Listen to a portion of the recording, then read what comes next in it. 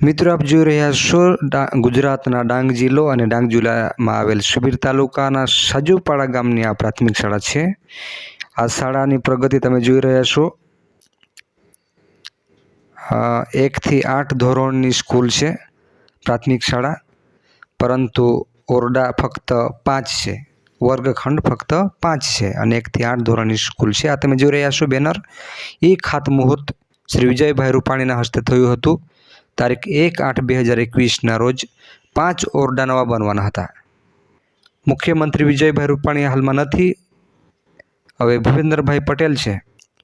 મુખ્યમંત્રી બદલાઈ ગયા પણ સ્કૂલના ઓરડા બન્યા નથી। 1 થી 8 ધોરણની સ્કૂલ, આ જો ભીત પાછળ અને ઓટલા પર ને બધે વિદ્યાર્થીઓ બેસીને અભ્યાસ કરી રહ્યા છે, કારણ કે બેસવા માટે, અભ્યાસ કરવા માટેની જગ્યા નથી, ઓરડા નથી પૂરતા।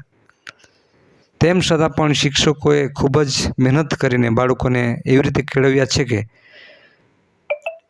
સતત 2021 થી 2024 સુધી 3 વખત ઇન્સ્પાયર એવોર્ડ, જે તાલુકા લેવલની સ્પર્ધા હોય છે, એમાં પ્રથમ નંબરે વિજેતા પ્રાપ્ત કરી આ સ્કૂલ આગળ વધી રહી છે। સતત 3 વખત 2021 થી 2024 સુધી આ વિદ્યાર્થીઓ તમે જોઈ રહ્યા છો ઓટલા પર બેસીને અભ્યાસ કરે। જો આ બધા શિક્ષક મિત્રો છે અને ત્યાં હું પણ ઊભો છું એમની જોડે। આ એવોર્ડ જે વચ્ચે મૂકેલો છે, યંગ સાયન્સ લીડર સ્પર્ધા ખારેલ ખાતે યોજી હતી, તેમાં ડાંગ જિલ્લા ખાતે પ્રથમ નંબર પ્રાપ્ત કરીને આ સ્કૂલ આગળ વધી છે। આ પ્રથમ નંબરનો એવોર્ડ છે, યંગ સાયન્સ લીડર સ્પર્ધામાં પ્રથમ નંબર આ સ્કૂલે પ્રાપ્ત કરી। આ તમે જોઈ રહ્યા છો ટ્રોફીઓ અને એવોર્ડ ને બધું આ કબાટમાં ભરી મૂક્યું છે। ખૂબ જ સારી પ્રગતિ, શિક્ષકોએ ખૂબ જ સારું નોલેજ બાળકોને આપ્યું છે ને આ સ્પર્ધાઓમાં ભાગ લઈને આ સ્કૂલ પ્રથમ નંબરે ઘણી વખત પ્રાપ્ત કરીને આગળ વધી રહી છે। પરંતુ શિક્ષણ જગતમાં જે આ નેતા અધિકારીઓ અને ખાસ કરીને સરકારે ધ્યાન આપવું જોઈએ, ઓરડા બાબતે તે ધ્યાન આપી રહ્યા નથી। આ તમે એવોર્ડ જોઈ રહ્યા છો। આ સ્કૂલના બાળકો ઓટલા પર બેસીને, કેટલાક બાળકો અંદર, કેટલાક બહાર, એકબીજાનો અવાજ એકબીજા સાથે ડિસ્ટર્બ થાય, અભ્યાસ પર ધ્યાન આપી શકતા નથી। એક શિક્ષક અંદર ભણાવે, એક શિક્ષક બહાર ભણાવે, બંનેનો અવાજ અવારનવાર વિદ્યાર્થીઓને સ્પર્શ થાય અને તેઓ ભણવામાં ડિસ્ટર્બ થાય છે તેઓને। આવી રીતે આ બાળકો ભણી રહ્યા છે। તમે જોઈ શકો છો કેટલી શરમજનક બાબત છે સરકાર માટે।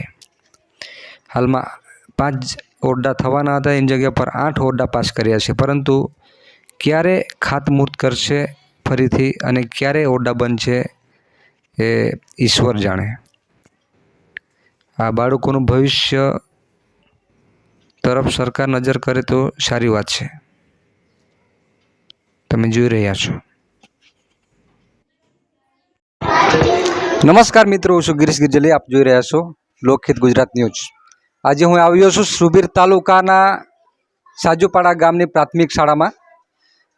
અહીંયા જે શિક્ષકો છે પ્રાથમિક શાળા સાજુપાડાના, તેમાં મુખ્ય શિક્ષક આચાર્ય શ્રી શામજીભાઈ ગામિત સાહેબ છે અને બીજા શિક્ષકોનું નામ જાણતો નથી। તમારું નામ કહેશો? સંતોષ ભોઈએ। ક્યાંથી આવો છો? સાકરપાતળ। સાહેબ તમારું નામ બોલશો? શામજીભાઈ। ગામ સાજુપાડા છે? સાજુપાડા જ છે। ને સાહેબ તમારું નામ? દિવેશભાઈ। ક્યાંથી આવો છો? ચીખલીથી। ચીખલીથી આવો છો। અને બેન તમારું નામ? માર્ગારેટ। ક્યાંથી આવો છો? વ્યારા। હા, અને પેલા બેન બીજા છે। 1 થી 8 સુધીની સ્કૂલ છે, 1 થી 8 ધોરણ સુધીની। અને આપ જાણો જ છો 2021માં વિજય રૂપાણી સાહેબે ઓરડા માટેની એ ખાતમુહૂર્ત કર્યું હતું આ જગ્યા પર। આ જગ્યા બતાવો। 2021માં એ ખાતમુહૂર્ત થઈ ગયું હતું, પરંતુ અત્યાર સુધી મકાન બન્યું નથી। માહિતી લીધી શિક્ષકો તરફથી, કીધું કે મંજૂર થઈ ગયું છે અને લગભગ 8 ઓરડાનું પાસ થયું છે ને સાહેબ?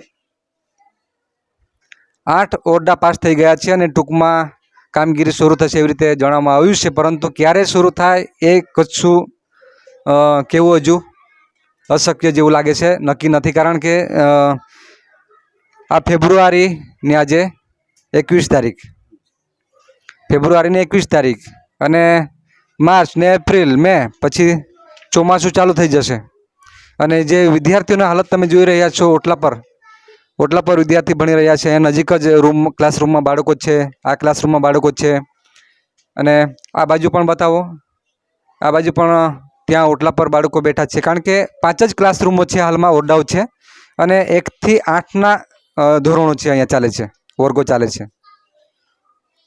આ સ્કૂલની પ્રગતિની વાત કરું તો સ્કૂલે અભ્યાસલક્ષી એજ્યુકેશનમાં બાળકોને ખૂબ જ સારી રીતે કેળવ્યા છે.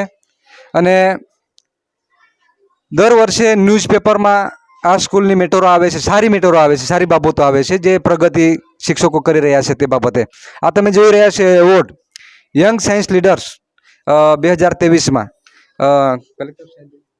કલેક્ટર સાહેબના હસ્તે આ એવોર્ડ આપવામાં આવ્યો હતો આ સ્કૂલને.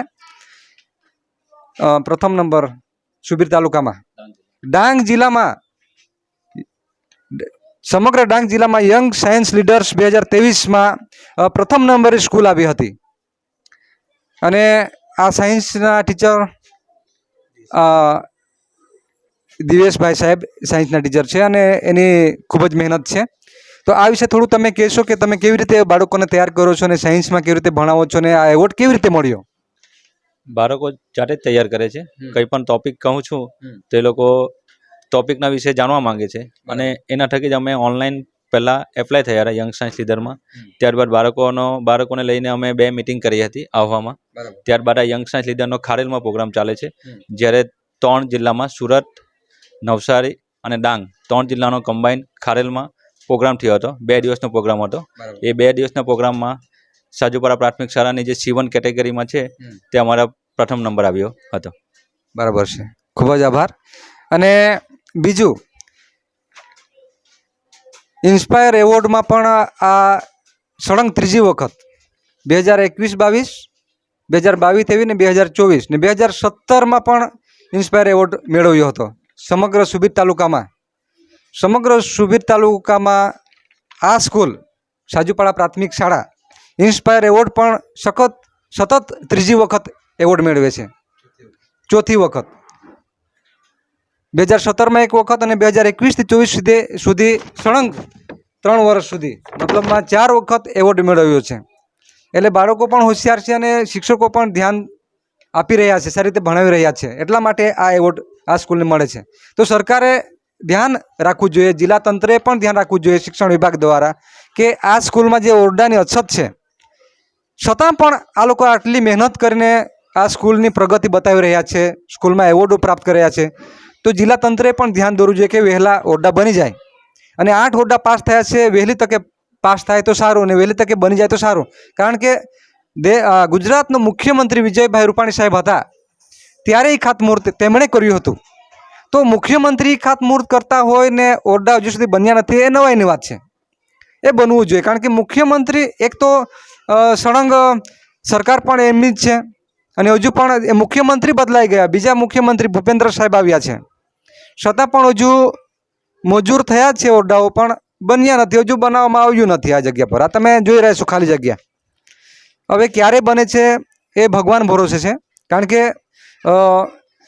21ની વાત છે, 2021ની, ત્યારથી વાયદા કરીને આજ લગી સુધી હવે નવું એસ્ટિમેટ બધું બની ગયેલું છે ને, એમાં એ લોકોએ બતાવ્યું છે કે 8 ઓરડા પાસ થયા છે. તો ગુજરાત સરકાર અને જિલ્લા તંત્ર, વહીવટી તંત્ર બધાને, જિલ્લા કલેક્ટર સાહેબશ્રીને અને જિલ્લા DDO TDO સાહેબને પણ મારી ખાસ વિનંતી છે કે તમે વહેલી તકે આ સુબીર તાલુકાના સાજુપાડા પ્રાથમિક શાળામાં જે ઓરડાઓ બનાવવાની બાબત છે એના પર ધ્યાન આપો અને વહેલી તકે ઓરડાઓ પાસ કરાવો, વહેલી તકે આ જગ્યા પર ખાતમુહૂર્ત કરો અને વહેલી તકે બાંધકામ ચાલુ કરો કે જેથી કરીને અમારે જે આજુબાજુના બાળકો છે 100 ને કેટલા બાળકો છે સાહેબ? 157 વિદ્યાર્થીઓ છે અને 5 જ ઓરડાઓ છે અને 1 થી 8 સુધીના વર્ગો ચાલે છે આ જગ્યા પર. અને બીજું, આ જ સ્કૂલમાં સાજુપાડા માધ્યમિક શાળા પણ પાસ થઈ, મતલબમાં માધ્યમિક શાળા પણ ચલાવવામાં આવે છે. તે આ જ સ્કૂલના ઓરડાઓમાં હાલમાં તે લોકો પણ ભણી રહ્યા છે. એ લોકો સવારે 7:30 થી 12:30 વાગ્યા સુધી એ લોકોના અહીંયા ક્લાસ ચાલે છે, વર્ગો ચાલે છે. તો અગવડતા ઊભી થાય છે. એ લોકો 12:30 વાગ્યા પછી નીકળી જાય છે, ત્યાર પછી બાળકો થોડુંક આમ તેમ સેટિંગ કરીને શિક્ષકો ભણાવે છે.